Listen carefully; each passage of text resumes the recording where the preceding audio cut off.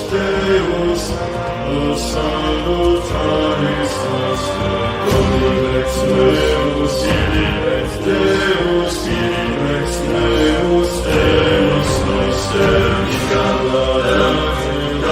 Dominex noster, Angeli, Arcangeli, Ave Paterti, Laudamur Deum, Domino Majestatis.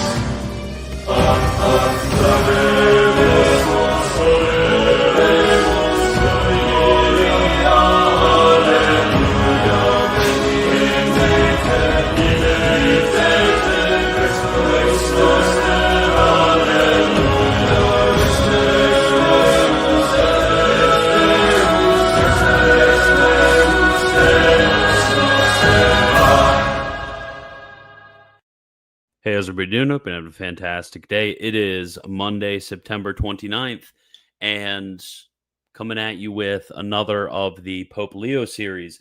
And I'm telling you guys, just from the outset, this is going to be an awful stream. I'm just telling you, log off right now. Everyone go home. Don't waste your time. I'm telling you, guys, terrible day. I woke up at like 3 o'clock in the morning. Could not go to bed. I was sitting in bed this morning, seething, thinking of Redeem Zoomer. I was seething. I was sitting there. That's why I had to fire off the Cope tweets earlier. I'm actually glad that he made that video. I was seething. I was crashing out. I was coping. Woke up at 3 o'clock in the morning. Could not go back to bed. My kids are sick. My wife is sick. I'm probably sick. Had a showing this morning for my house. Showings go, you literally have to clear everything out so it looks super nice. I left the cord, the Ethernet cord. I can't find it. I packed it away. So this is probably going to be terrible connection. And then I didn't get any work done all day. I don't even know what I was doing today. Terrible work ethic today. And then 5 minutes before the stream, I'm on my bed, almost falling asleep, Cars 2 in the background, my son chilling, he's sick. And then I realized I got to stream in 5 minutes. So I didn't even get a chance to change or anything. So I'm just wearing the black t-shirt. So prepare for the worst stream ever. Prepare for boring. It's going to be boring. I'm going to not be at all entertaining. The information is going to be delivered in a sloppy way. It's not going to be clear. It's not going to be comprehensive. So just prepare for it. It's just a reality. This is what's happening.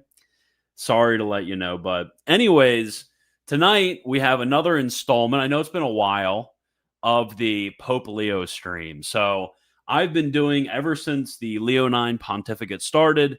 I've been doing reviews every other week-ish, usually on Fridays. This is the first Monday for a different reason.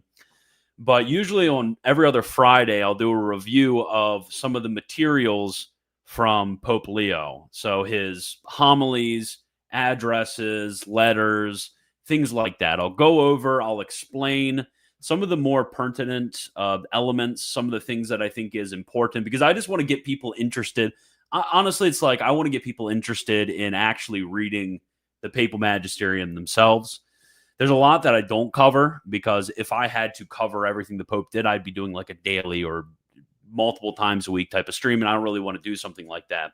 So I go over things that I find to be useful socially, politically, spiritually, whatever it may be.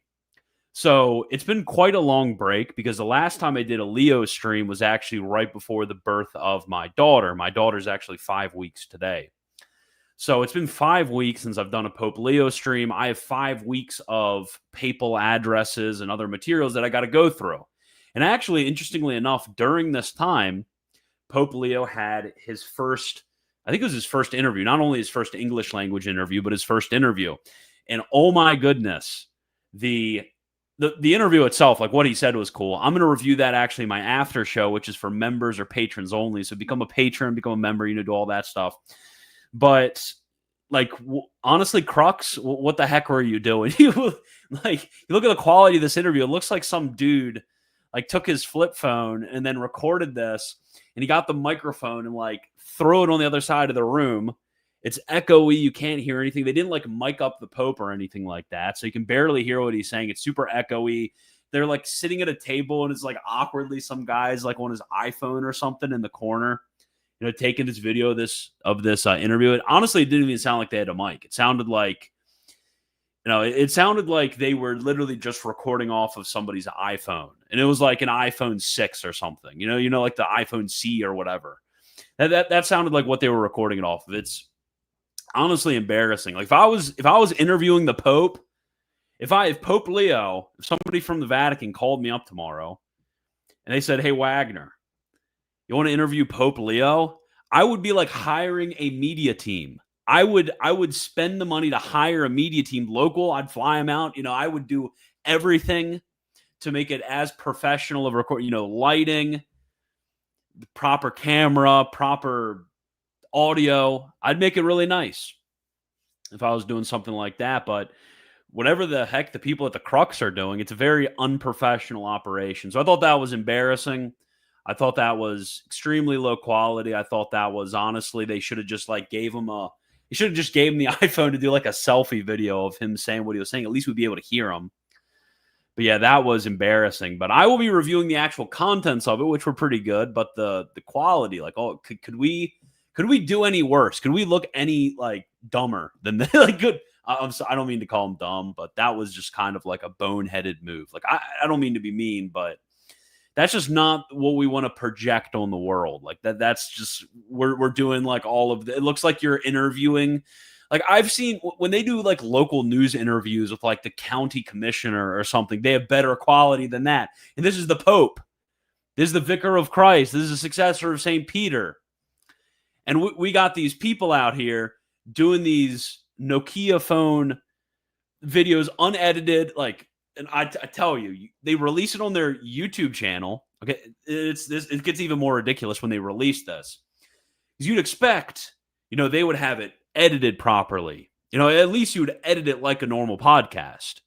They would do a little bit of like cuts, they do a little bit of camera angle switches. They would do a little, the little intro thing they do at the beginning of podcasts just to like get the hook thing there. What they did is they took it, they like chopped it up into 7 pieces. It doesn't even make sense. It's like, what does a Pope think about gay people? 4-minute clip. They didn't like put up the whole interview. Like, what does a Pope think about gay people? 4-minute clip. Meet Pope Leo part 1. Meet Pope Leo part 2. Like, whose idea was this? No thumbnail whatsoever. Just like a picture of Leo. That's their thumbnail. It's like, what are we even doing here, guys? Like, it's like, at least keep to like the general professional standards of your vocation. Like if you're going to like draw a papal portrait, this is the equivalent. As somebody in like the Catholic media sphere, yeah, I don't have the most professional equipment. It's passable, right, guys? It sounds fine, it looks fine, whatever. It's passable. I have an editor, he edits stuff. It's passable, okay? This would be like if you did the papal portrait, the official papal portrait, and you like drew a stick figure. Like that's just humiliating right there. Like that just makes us look awful. So honestly, if I was Pope Leo, I would like excommunicate them for that. That was just egregious. That's like worse than, there should be something in canon law, like instant excommunication, hand them over to, they should bring back the Vatican executioner for that one. This is how awful it is.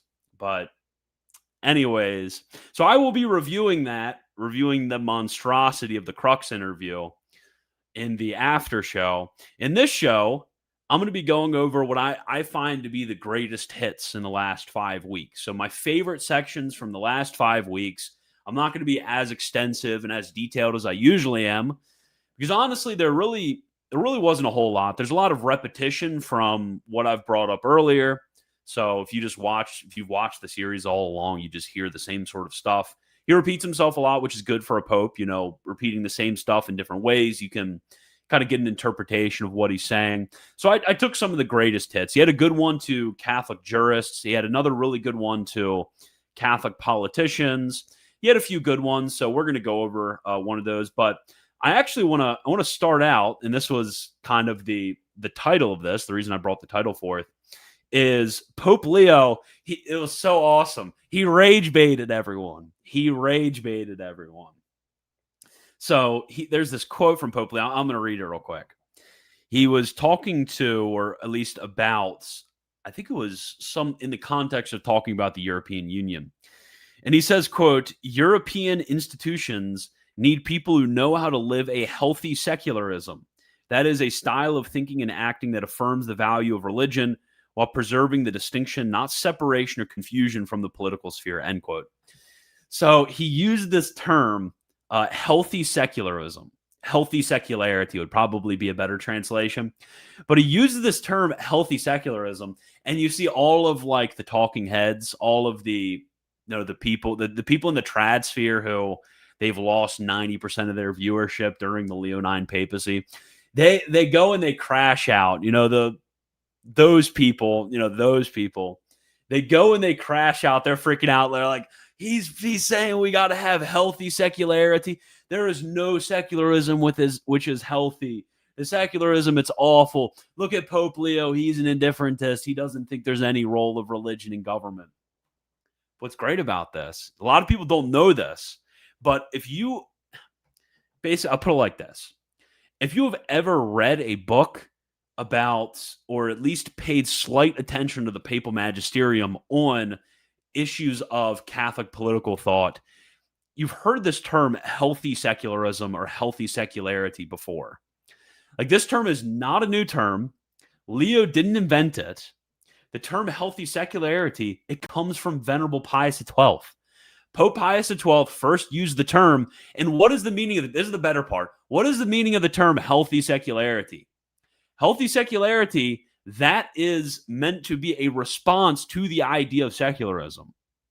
To say there should be a healthy secularity is to deny secularism. Because what is secularism? Secularism is the idea that there should be an absolute separation between church and state. That is the idea of secularism. So therefore, when it comes to the Christian as politician and the Christian as ordinary family man, person who goes to Mass on Sunday, these things are meant to be completely segregated spheres. That is what secularism is. Secularism is the political form of indifferentism, some may say. Is it basically the religion has no place in government? That is the idea of secularism. The reason why Pope Pius XII, probably John the 23rd, but definitely St. Paul VI, St. John Paul II, Benedict XVI, Pope Francis, the reason they used this term healthy secularity was actually to indicate that secularism is bad. It's really to say that there should be a distinction between the temporal and the spiritual power, to where the spiritual power of the church influences the temporal sphere. So it's literally to say the exact opposite of secularism. It says that actually religion is an essential part of government. So therefore, while there should be a distinction between the church and the state, there should not be a separation between the church and the state. So what he is saying here, because let's reread the quote. And I actually want to go into Benedict XVI to give you guys a little bit of background, because this is like an awesome sign that he used this term healthy secularity. And it's very revealing of what I've been saying this for weeks.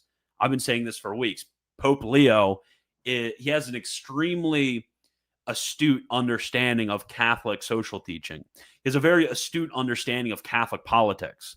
He understands this stuff. He understands the principles behind this, because his predecessor, Leo XIII, was basically the father of Catholic social teaching.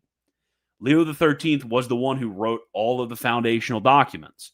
He was the one who condemned a lot of the modern errors concerning the relationship between the church and the state, religion and government, etc., etc. So him using this term healthy secularity, it signals something. And it signals something very good. And of course, these lackluster trads, I'm a trad, okay? But the lackluster trads, not the good trads, okay? But the lackluster ones, the ones who just, the spurging ones, the ones who spurg, okay? The ones who like to spurg out every time the Pope says something. These guys, they're complaining and whining about all this stuff, but they just haven't read the documentation. They haven't read the source documentation. So they don't know. This is like the most used term for separation of church and state is bad since the time of the 1950s. Like, this has been used for 70 years to say, hey, We cannot separate the church and the state. That's what the term means. But this is exactly how he describes it. It's awesome. He says, a style of thinking and acting that affirms the value of religion. So he's talking specifically about Catholic politicians, and he gives a number of examples of Catholic politicians. The value of religion while preserving the distinction, and the distinction between the two powers, it's something that goes back to like Pope Gelasius, right? When was Pope Gelasius? Like 5th, 6th century? I think 5th. But that's like a very old idea of the distinction between the two powers, and reaffirmed very strongly by Leo XIII, while preserving the distinction, not separation or confusion from the political sphere. So you have three options right here. On the one hand, you have the separation of the powers, separation of church and state. That is secularism. And he's saying that is bad. That is awful. You cannot have this. You cannot have separation of church and state. He says it's essential to government. Leo XIII, he argues for this at length in Immortali Dei. He says at length, he argues for the idea that it is impossible to have a well-ordered government that has no concern for religion, especially the true religion, Catholic faith. So there is no separation right there, and that's exactly what's being affirmed by Leo. And he says also there's no confusion there. So on the one hand, you have separation, condemned. On the other hand, you have confusion, to where there's like a melding of the two powers, like you find in, for example, traditional Anglican or, like certain Orthodox forms of their understanding of the relationship between the church and the state. So you have that confusion right there. You have the separation between, you just have distinction, to where there is a supremacy of the spiritual order in informing and instructing politics. And this is Leo's whole idea. Like, if you have been following this series and you've been seeing what he's been saying about Catholic politics, he's extremely clear about the supremacy of the spiritual power and the influence that happens from the spiritual power to the temporal, and the fact that all of these Catholic politicians must follow the Catholic faith. And he actually encourages very frequently Catholic politicians when he meets with them. He encourages them by saying, I can read it right now. I just realized that I had saved for one of these his message that he gave on July 28th, that he gave to the political leaders from France. He specifically says, you are conscience bound when it comes to your duty as a politician, despite all the mockery and the hatred that you get from secularists. You are duty bound to follow the Catholic faith and to propagate Catholic principles in the political sphere. He's extremely clear about this. Secularism just destroyed by him. But he says, faced with the drifts of all kinds that our Western societies are experiencing, we can do no better as Christians than to turn to Christ and ask for his help in exercising our responsibilities. For this reason, your journey, more than mere personal enrichment, is of great importance and great usefulness for the men and women you serve. It is far more praiseworthy insofar as it is not easy in France for an elected official, due to the sometimes misunderstood laicity, to act and decide in accordance with one's faith in the exercise of public responsibility. So he's saying that there is this idea of a secularist tradition in France that makes this extremely hard. And he says, you cannot fall into that temptation right there. And this is just very awesome, because this is a point that I've brought up a lot. This is a point that Leo brings up a lot. This is a point that actually, if you want, Pius XI, he brings this up a lot as well. But the very foundation and the reason why, because you may ask, okay, why is there such an essential tie between the Catholic faith and how government is exercised? Like that's a fair question. Because for a lot of us, especially Americans, we grew up with such a profound idea of separation of church and state. The strong removal of Christianity from any sort of political influence. That's an idea that's basically been baked into our entire educational system. It's been culturally baked in. If you are going out in the public sphere, you are not allowed to sort of bring forward. The best thing you can do is you can just go for some natural law minimalism. You can just say, oh, well, we can have these discussions. We can have this dialogue with people. We can just kind of chit-chat. We can have this dialogue. We can have this chit-chat. And maybe this person who thinks that, sodomy is fine, or they think that, it's okay to uh, destroy through very violent means your unborn child in your womb, or they have other insane thoughts about, celebrating people's deaths, let's say, like we saw recently, about the existence and nature of gender. All of the, think of all the crazy, crazy libtard beliefs. Or, I mean, you could talk about crazy rightist beliefs too, about, there a lot of the nonsense about the economy we could think about as well. But you have all of these just insane ideas, and you have these people, they think that you're just going to go out, you're just going to have a chit chat with them. You're just going to, you're just going to have this discussion with them. And then all of a sudden, you're just going to make really good arguments. They're going to be like, oh, I guess I will stop sodomizing people. It's like, okay. It just doesn't. Well, how many people in the history of the world have been dissuaded from sodomy by, just a nice chit chat with somebody where they were like, actually, I do believe the intention, the ends of the generative organs are actually reversed with this sort of behavior. Never happens. Okay. This is the damage of original sin. Okay. Never happens. But when it comes to Jesus Christ came to heal all of these bad effects. This is part of Christ's redemption. Remember, Christ's redemption, unlike contrary to the thought of a lot of contemporary evangelicals, Christ's redemption is not merely some sort of get out of hell free card.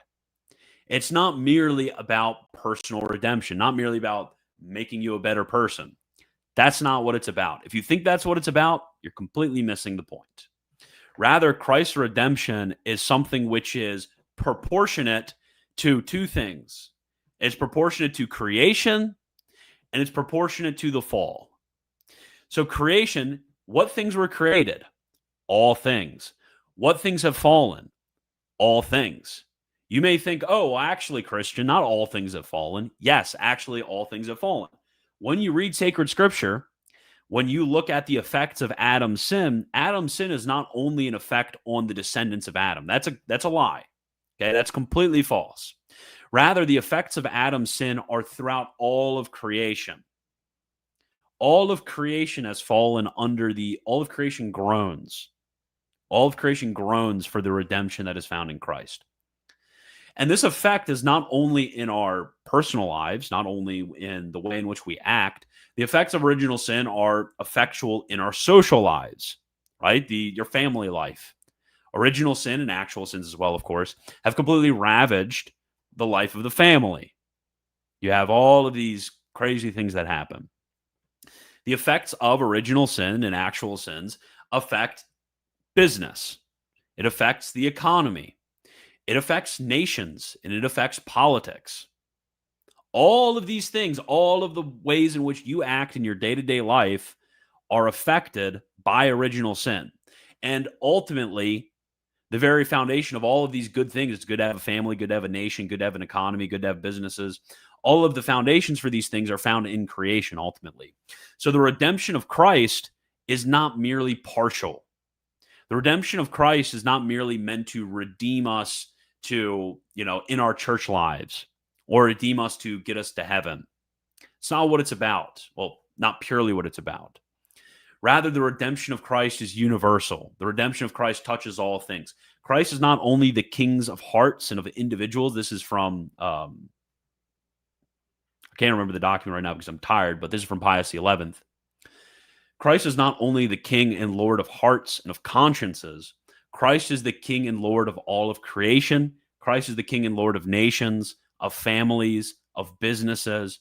Christ is the king and lord of all things because he has wrought the redemption by his blood. When Christ goes and hands all things to his Father at the end of ages, right? Christ goes, my Lord said to the Lord, etc. Then you have Christ handing all things to the Father when he has put all things under his feet. It doesn't say that he's put a bunch of people under his feet. It says he's put all things under his feet. This is individuals, families, nations. The redemption of Christ is universal, and his kingship is universal. And therefore, for the Catholic, in every sphere of his life, there is no secular sphere. There cannot be a secular sphere. There cannot. Because any sort of thing which one engages in, you have this in your act of consecration.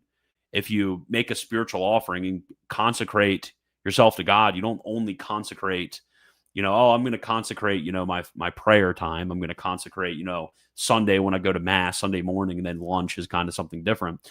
No, the consecration that you make to God is total. It's entire. It's radical. You consecrate all things to God. Consecrate yourself, your possessions, your relations, which includes your family, your nation, your businesses, everything is consecrated unto God, because God does not only request something which is partial, he requests everything from you. So we can't have this mindset of compartmentalization. You have to be thinking about the way in which Catholic social teaching affects everything. And this is something that Pope Leo is going to bring up, actually, another document that I quoted. I promise I'll finish reading this document before I get into that. But this is something that Pope Leo also brings up in a completely different document. When he's talking to theologians, so when he's talking to students of theology, I think some of you would consider yourselves students of theology, or some of you might be interested in eventually going into theology as a sort of vocation. He says theology is not only a science, theology is a wisdom. What does that mean? And he draws forth the conclusion very beautifully. When something is a science, this is obviously in the sort of objective sphere. This is going to be, a set of postulates, a set of explanations and proofs, and all of these different things that formulate a science, trying to explain things, prove things. You're trying to connect all things to show their different relations to one another. But what does it mean for something to be a wisdom? Well, for something to be a wisdom is completely different. To be a wisdom means that you are actually judging things from their most profound causes. So the theologian, in his contemplation of divine revelation, in his contemplation of those highest things revealed by God, he's able to view all other things in light of that and judge those things. So the theologian is kind of like on the top, judging all things below him, because he's able to judge all of those things in light of the mystery of Christ, the mystery of the Blessed Trinity, the sacramental economy, the mystery of the church. He's able to judge all of those things in light of those highest principles. So the politician, the businessman, the lawyer, the person interested in jurisprudence, whatever they're interested in, all of these different things, it is actually the theologian that is supposed to so extensively bring himself at service to the entire church to be able to judge those things, explain those things, connect those things, and actually show those lesser sciences as not only handmaids, but also because a handmaid is kind of, we kind of misunderstand that term to say, oh, the other sciences are handmaids of theology. Handmaids of theology does not merely mean that the theologian is helped by these other sciences, but actually it's a mutual relation. So theology becomes also something that enriches through its reflections those. So it's kind of like a good analogy for this, and one that gets brought forward, I think, by John of St. Thomas. But it's like the theologian is kind of like a musician. The musician, it takes its instrument, and the instrument is just a piece of wood and string. But the theologian is actually able to elevate it to its own order, elevate it above its order in using it for theologizing. So it energizes it with its own energy, right? It energizes it by considering it under its own principles. So that is what the theologian does as wise man, which is why the theologian cannot be merely stuck in the sort of autistic considerations of his own science. The theologian cannot just merely be stuck in the academy, because the theologian has something to say and should boldly say it about everyone else. This is really what the crisis in the church kind of, when you're looking at the crisis in the church and the crisis of men of the world not considering this and realizing this, the crisis of all of the Catholic politicians who sort of go out there and go their own way, this is a crisis that comes from a lack of faith. Why does that make sense? It makes plenty of sense when you think about it. Because faith, what is a faith? Faith is the assent to divine revelation, right? That it is God who reveals, and he can neither deceive nor be deceived. And therefore, that's why I believe it, because God has said it. So when the theologian, drawing from the sources of revelation, is able to contribute to the considerations of a politician or somebody in jurisprudence or whatever else it may be, and that is part of the aspect of the proper domain of the theologian. The Catholic layman, or if the theologian is layman as well, but the Catholic layman looks at that and says, well, this is divine revelation. I believe it, and this enriches my science, but enriches whatever else I'm doing. But when you have men in the world who are claiming the name of Catholic and they completely disregard divine faith, they're not able to see that. They're sort of like the sodomite who is trying to be convinced, get really articulate argumentation, really rhetorically sound argumentation to not, engage in that disgusting, gross, nasty behavior, right? So the politician, they don't have faith. So when there's the contribution from the cleric, the theologian, whoever else, it was actually for the good of their practice, they just reject it. And they're trying to bring the highest principles down to the lowest sort of principles. They want to take the teaching authority of the church and have them fight with them down in the mud of politics. And that's just ridiculous, because there's a sort of principle of judging on high to where it should be unquestioned, should be completely unquestioned. But anyways, I wanted to get into this, the principle that Leo brings forward of the universality of the effects of the redemption of Christ. He says, quote, "The salvation Jesus obtained with his death and resurrection encompasses all the dimensions of human life, such as culture, economics and work, the family and marriage, respect for human dignity and life, health, communication, education, and politics. Christianity cannot be reduced to a simple private devotion, because it implies a way of living in society imprinted by love for God and for one's neighbor, who in Christ is no longer an enemy, but a brother. Your region, the place of your commitments, has to face major social issues, such as violence in some areas, insecurity, precariousness, drug networks, unemployment, and the disappearance of community. In order to do so, Christian leaders are strengthened by the virtue of charity, which dwells within them ever since their baptism." So that's part of it as well. Because we have obviously like the universality of the effects of redemption, but then we have the effects of grace as well on the individual politician's soul. Because we can think about it from a sort of more objective point of view with the redemption of Christ. We also think about it as a subjective point of view of what the redemption of a Christian heart looks like. Because in the Lord's Prayer, we pray day after day after day, "Thy kingdom come." And this, according to Pius XI, that is the prayer of Catholic action, is "Thy kingdom come." Because the kingdom of God, of course, is not of the world, it is not from the world, but it's something which is in the world. The effects of the kingdom of God is not merely the spiritual society of the church, but it's all-encompassing. It involves love for neighbor, because you have this virtue of supernatural charity which resides in the soul and wills the ultimate supernatural good for others and sees other people in light of their supernatural end. So how are you going to, if you realize that your commitments as a Catholic are in consideration of the supernatural end, not merely the natural end, but the supernatural end of all men, how can you consider this commitment and not have this sort of mindset when it comes to all of these temporal and natural issues? It's ridiculous. It's absurd.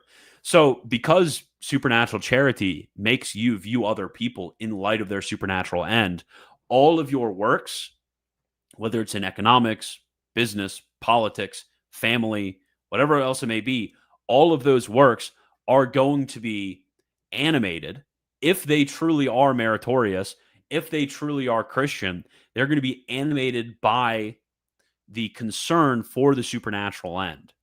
And how is this illuminated, by the way? And this is the fun part about it. How is this illuminated? How do we even know our supernatural end? Well, our supernatural end is we're only informed of this in the light of divine revelation. Because, eye has not seen, ear has not heard, nor has it entered into the heart of man, et cetera, et cetera. So these things have to come to us by divine revelation. Who's the custodian of divine revelation? The Catholic Church. So we have this quasi-Pelagianism that completely infects the ideas around a lot of people for Catholic social teaching. Complete Pelagianism, which tells you that you can only view these other people in light of their national end. You can only draw from these natural sources. This is all you have to do. And I say that is completely anti-Christian. That is from Satan. It's demonic.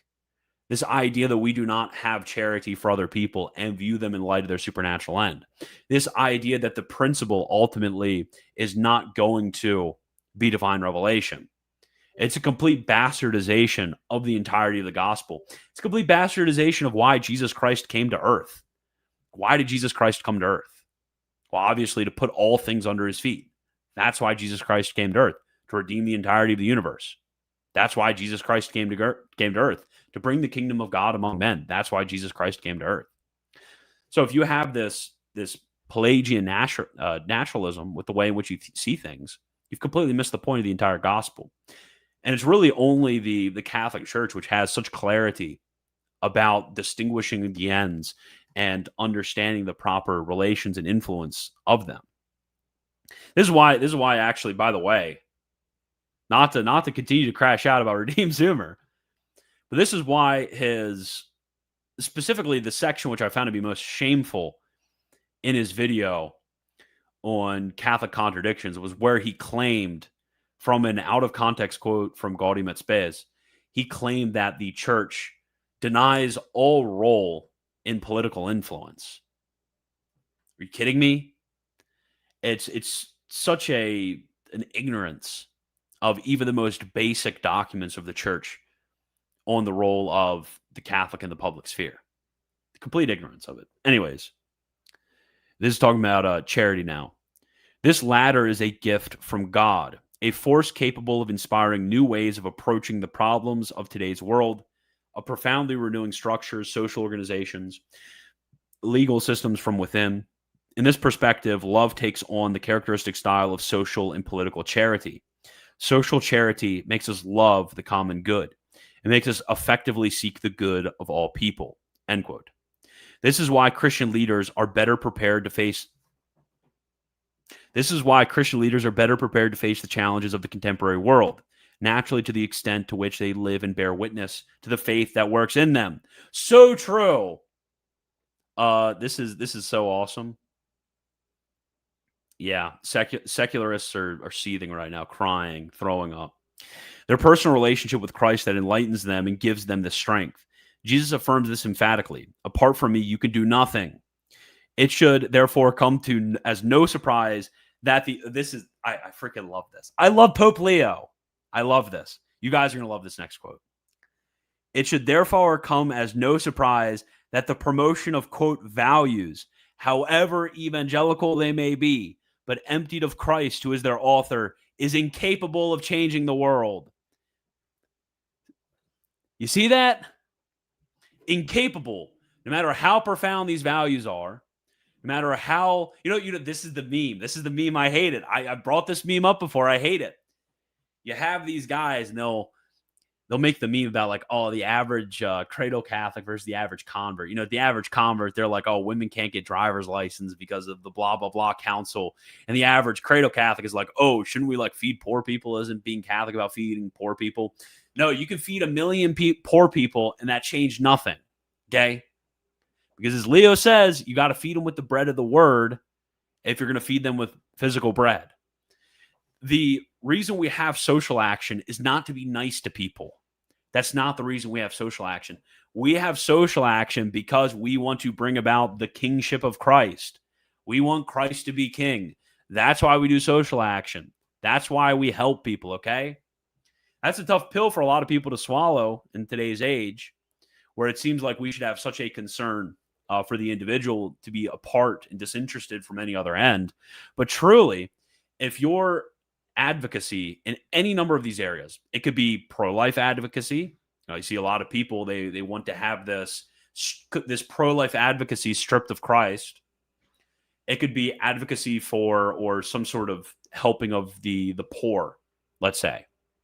It could be any of these sorts of aiding of your fellow man. But if it's stripped from Christ, no matter how evangelical it sounds, no matter how well it feeds people's social needs, this is not Christian work. Okay, you need to get that to your heads. This is not Christian work if it's separated from Christ.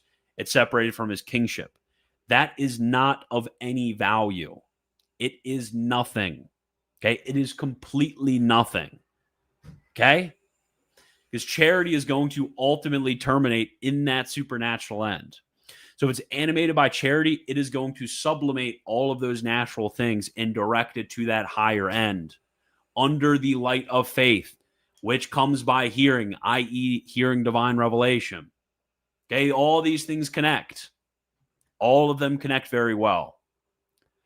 And he says, so Bishop Blanchette asked me for some advice to give you.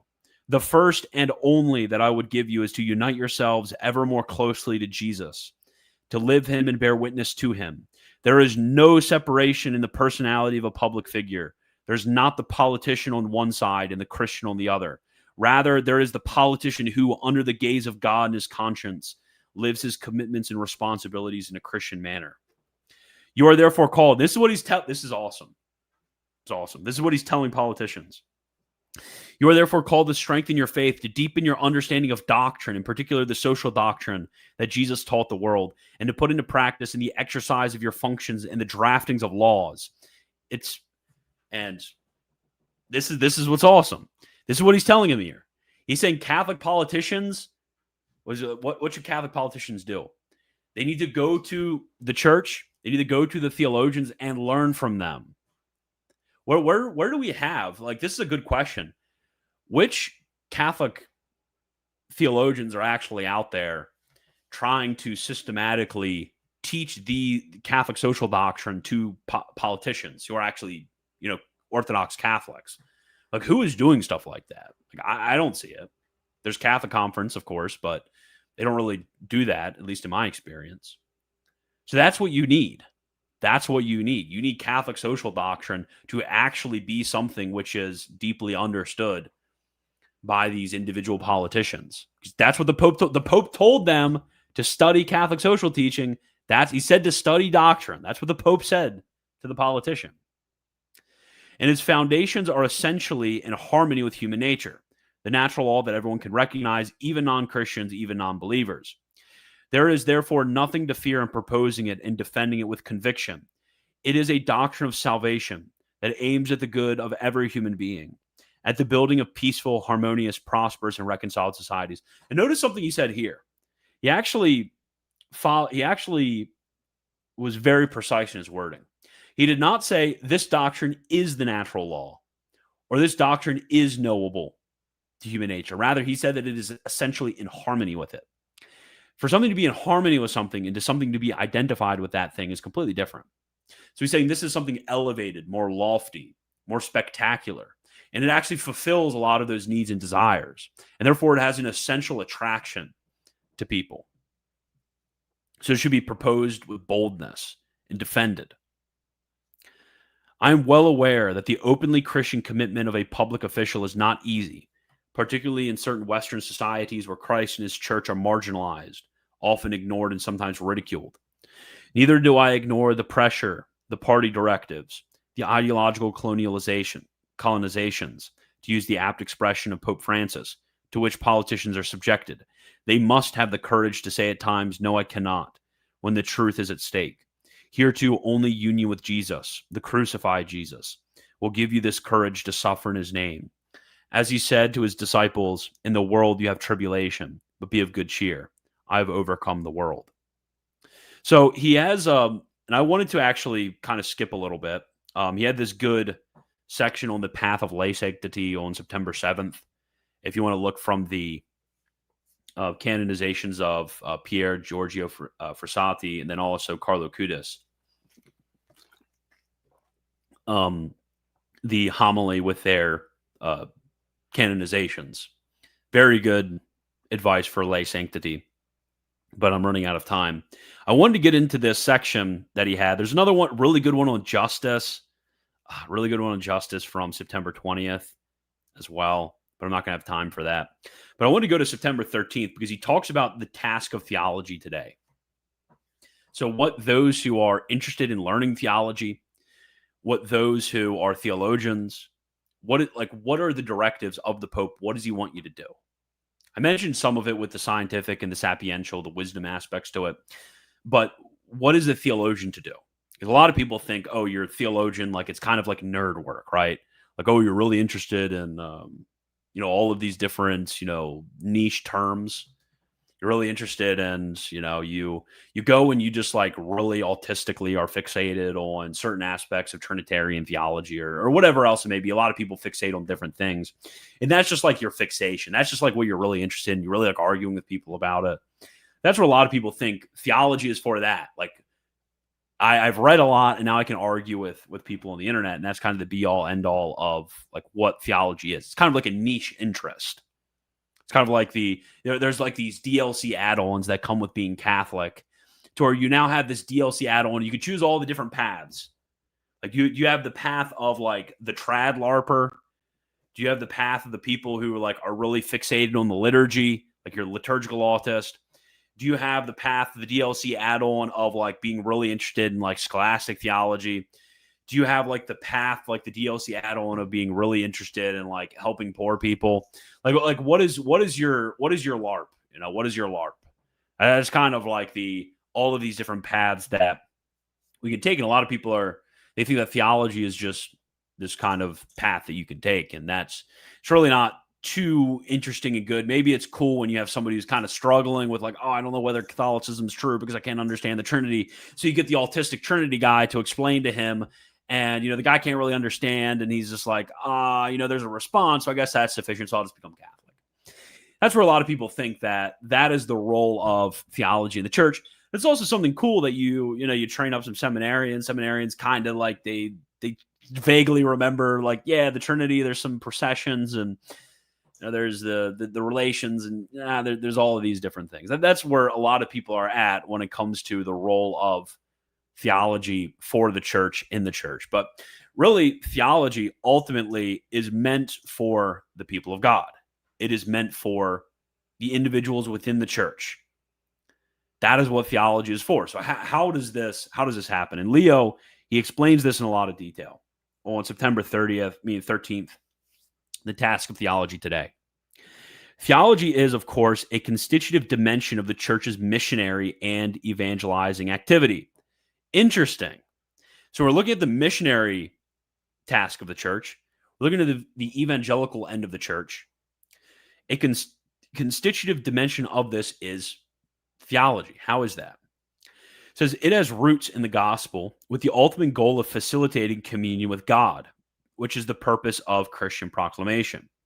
Precisely because it is addressed to every person in every age, the work of evangelization is constantly challenged by cultural contexts and require a theology that goes forth, combining scientific rigor with a passion for history. A theology that is incarnate, imbued with the human pains, joys, expectations, and hopes of the women and men of our times. So what does this mean?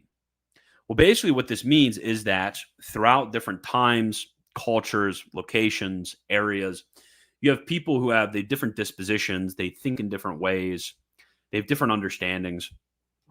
What you have to do is you have to take the theology that is obviously within itself immutable, unchangeable, its principles, its doctrines are something which are uniform. Like the truth is uniform, obviously.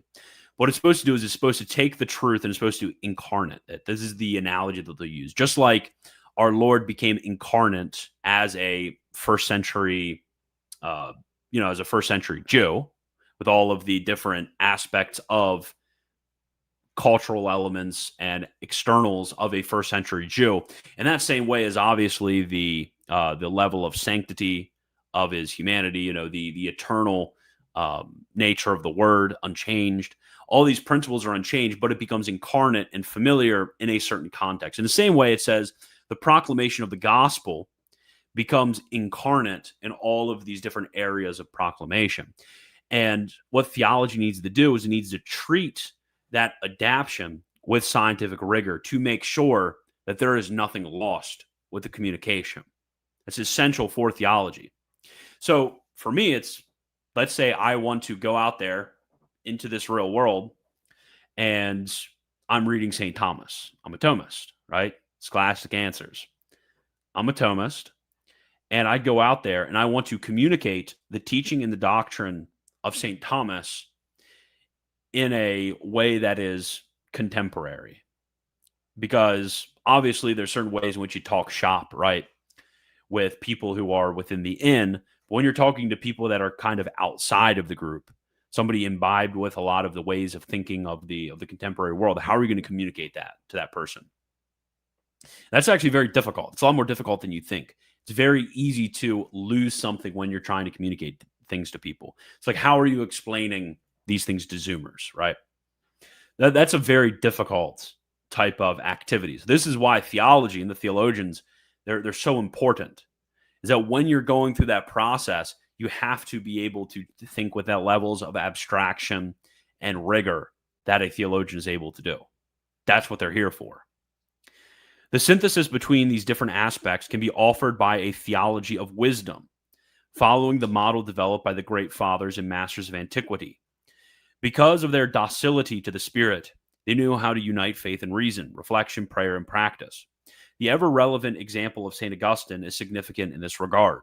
His theology was never a purely abstract pursuit, but always the fruit of his experience of God and his life-giving relationship that flowed from it. It was an experience that began even before his baptism, Diamond Brothers Mogg, when he felt guided in the depths of his heart by an ineffable light. This experience continued throughout his life, shaping his theological reflections, which were incarnate and capable of responding to the spiritual, doctrinal, pastoral, and social needs of his time. While St. Augustine began his journey with an existential and emotional approach, starting from inner reflection and recognizing the truth that dwells within, St. Thomas Aquinas systematized it with the tools of Aristotelian reason. St. Thomas built a solid bridge between Christian faith and universal science, understanding theology as a sapida scientia or sapiencia. And then goes on, theology is the wisdom. This is the part that I really want to focus on, is theology is wisdom. This will really help you understand. Theology is the wisdom, therefore, that opens up greater existential horizons, dialoguing with science, philosophy, art, and all human experience. The theologian is a person who lives out in his or her theological work a missionary fervor by communicating to everyone the knowledge and taste of faith, so that it may illuminate our lives, redeem the weak and the excluded, touch and heal the suffering flesh of the poor, help us build a fraternal and supportive world, and lead us to encounter with God. A significant witness to the knowledge of faith at the service of humanity in all of its dimensions. Notice this is like 2 weeks after the other one, but he's saying basically the same exact thing. Personal, social, and political is the social doctrine of the church, which today is also called upon to provide wise answers to digital challenges. Theology must be directly involved because an exclusively ethical approach to the complex world of artificial intelligence is not enough. Read this. What is he saying here? What is he saying here? Exactly what he's solving, exactly what the problems in a lot of Catholic moral theology is right here. What does he say when he says theology must be directly involved because an exclusively ethical approach to the complex world of artificial intelligence is not enough? What does he mean here? What he's saying here is there's such a deficiency and weakness that flows from the effects of original sin, just some of our native limitations, the types of complexity that are offered in a lot of these problems. This is why we have this necessity of divine revelation, why we have the necessity of scientific theology, why we have the necessity of the teaching magisterium of the church. We need them to answer these questions. If you're going to be able to act in a practically safe way in these complex questions, this is what you need. This is why the social doctrine of the church is in many ways such a great motive of credibility, because it is able to provide a solution to the moral ambiguity. When he says ethics is not enough, he is saying that reasoning based on natural law, apart from the guidance of spirit and illuminated by divine revelation, is not enough. That's what he's saying right there. Instead, we need to refer to an anthropological vision that underpins ethical action and therefore returns to the age-old question: what is a human being? What is his or her inherent dignity, which is irreconcilable with a digital android? I therefore invite you to cultivate a theology based on an intimate and transforming encounter with Christ, aimed at incarnating itself in the concrete affairs of humanity today. I encourage you to engage in dialogue, not only with philosophy, but also with physics, biology, economics, law, literature, and music, in order to enrich yourselves and others, and to bring the good leaven of the gospel into different cultures, in your encounters with believers of other religions and with non-believers. In order for this ad extra dialogue to take place, as you know, there must first be an ad intra dialogue, that is, a dialogue among theologians, based on the awareness that the face of God can only be sought by walking together. It is my hope that the Academy will become a place of encounter and friendship among theologians, a place of communion and sharing, where we can all walk together toward Christ. With this hope, I wish to encourage and bless all three faces of the Academy outlined in the new statutes: the academic scientific face, with its intellectual rigor, research, and critical study of the faith or exercise; the sapiential faith, which represents the period of contemplation and discernment, engaging many ordinary people through theological centicles, where theology involves prayer, listening, and sharing, helping to nourish the spiritual life and overcome false images of God; and finally, the face of solidarity, which inspires and animates concrete acts of charity. True knowledge of God is realized in a life transformed by love. That's it. I just kind of wanted to make the connection with the role of theology in the church, according to the mind of Pope Leo. Okay, well, now this is almost an hour. I'm kind of getting sleepy, but I promise I would do the Crux interview. I promise I will review it. I don't know how long I'm going to review it because I'm really sleepy, but I promise, going off of like no sleep, no, with my new children, moving, things I do for you guys, but that'll be member patron only, so I will move over there. I'll answer the super chats first, and then I'll go over. Okay, thank you everybody who became new members. I appreciated it. RZ ruined the stream. Did RZ come here? I want to be Catholic so bad, LOL, but I just can't get behind the dogmas. I started ND, non-denomination / Pentecostal, then Baptist, now I'm Anglican. I told my wife we might be swapping if I can reconcile in the future. I mean, it's kind of just a thing to where you have to see the church similar to the way in which you see the preaching of divine revelation, like in the New Testament. I'm sure you have not independently verified every single one of the occurrences in the Old and New Testaments.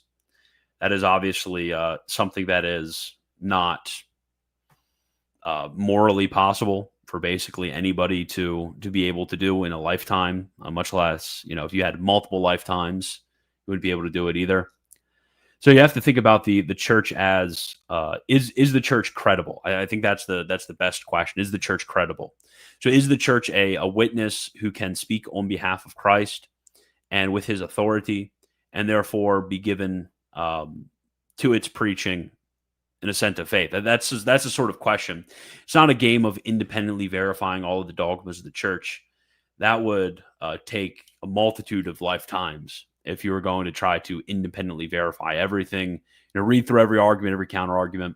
I was discerning the church as an Anglican. I tried to do that, and I did not get through much. I mean, I think my plan to start out, I was like, okay, I'm going to read through the Catechism of the Catholic Church, highlight everything I disagree with or I'm not sure about, and then I'm going to go and look up all of these things and hyper research all of them and find all the counter responses and the response to the responses. But I think that's just it's just not a realistic way of going about it. I think it just drives a man crazy. To help fly a media team to the Vatican. Well, Pope Leo invites me. Flynn Burgess became a YouTube member. God bless you and your family. Thank you. I appreciate it. I just got banned from RZ's server for trying to defend Pine Sap's refutation of his video. How was Pine Sap's refutation? I want to do an interview with Pine Sap soon. I want to interview him on Catholicism and Groyperism. On Wednesday, I'm actually interviewing a Catholic Democrat. I'm just interested in interviewing them, and I think that in the future, I could foresee myself in the future, probably not in. I'm moving to North Dakota, and the party there is very strong, and it's not like there would be a Democrat contender. But I could see being in a swing state in a state where a lot of the politicians in either party kind of tend to go to the middle, I could foresee myself being more in line with an individual Catholic Democrat politician than I would an individual Republican politician. I could totally foresee myself, especially with the complete collapse in the Republican Party of social issues, because to be honest, when it comes to a lot of the more moderate Democrats, when you look at their economics are much closer to Catholic social teaching than a lot of Republican politicians that are, basically economically, completely free market sort of ideas. So I know I'm sleepy, so I'm saying things that will probably get me in trouble.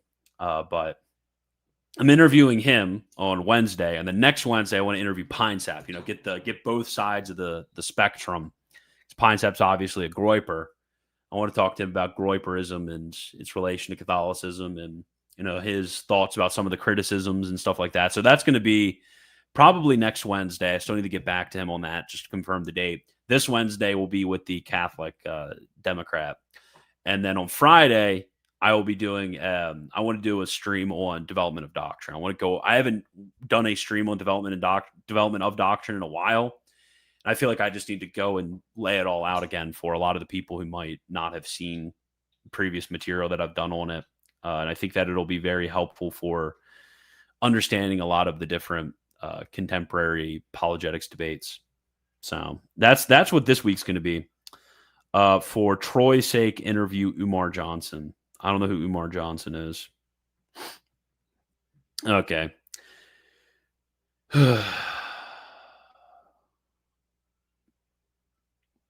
Anyways, I will be moving over to the member-only stream, patron-only stream. I forgot to mention this, but there should be a link to my Substack. I have started a Substack. That's for a lot of my more scholastic theology stuff. So if you like that stuff, if you like to read my weird notes, they're not polished at all. They're just notes or quick answers to questions about scholastic theology that I write, and I'm just going to kind of dump them all on there. Check out my Substack. I think it's like scholasticanswers.substack.com, or if you just look it up, I'm sure you can find it, or look at my socials. But remember about that. Subscribe to the Scholastic Answer Substack. So I will see you guys in the member stream. Everyone else, I hope that you have a wonderful rest of your day. I will see you Wednesday, and as always, God bless. This is a truth nuke, as long as you mean Slick Willie. Okay.